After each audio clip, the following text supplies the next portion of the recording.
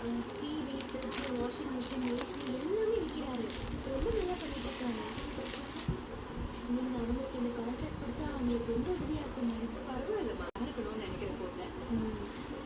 நீங்க இப்படி சொல்றீங்க? மனோஜ், ரோகிணி 2 பேருமே உங்களுக்கு ஒரு நல்லது கூட பண்ணதில்ல. நல்லது பண்ணலனா கூட பரவாயில்ல, உங்களையும் முத்துவையும் ஏதாவது போட்டு கொடுத்துட்டே இருப்பாங்க.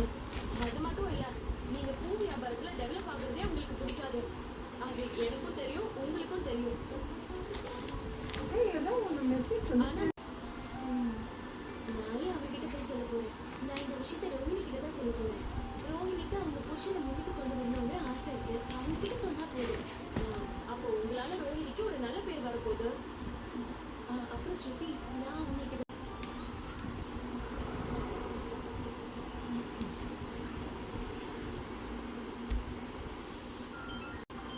ஸ்ருதி கால் பண்றாங்க.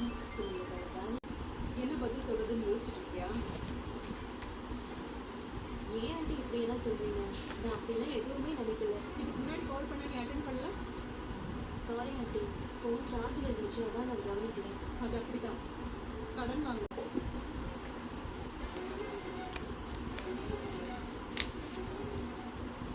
ஆண்டி, எனக்கு தெரிஞ்ச கிளைண்ட் ஒருத்தவங்க என்னை கூப்பிட்டு பேசினாங்க.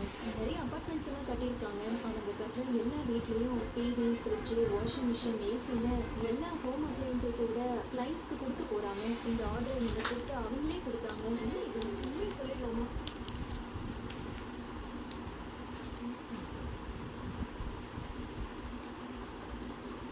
நல்ல விஷயம் தான், பண்ணு.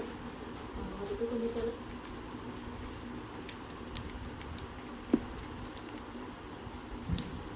ஒருத்தவங்க வந்திருந்தாங்க. அவங்க பெரிய பில்டரா, பிசினஸ் பண்ணிட்டு இருக்காங்க. இப்போ புதுசா ஒரு ஃபிளாட் ஒன்று கட்டியிருக்காங்க. மொத்தம் அதுல 275 வீடு இருக்கான். 225 வீடா? நம்ம மேலே ஒரு ரூம் கட்டுறதுக்கே வருஷம் முழுக்க வளர்ச்சி தள்ளிட்டு இருக்கிறோம். 225 வீடு கட்டியிருக்காங்கன்னா அவங்க லெவல்லாம் எங்கேயோ இல்லை. அவங்களும் சின்னதா ஆரம்பிச்சு இந்த அளவுக்கு வளர்ந்துட்டாங்க. அந்த வீடு எல்லாமே கட்டி முடிச்சிட்டாங்க. நிறைய வீடு வித்துச்சான். சரி, இதில் நமக்கு என்ன நல்ல விஷயம்?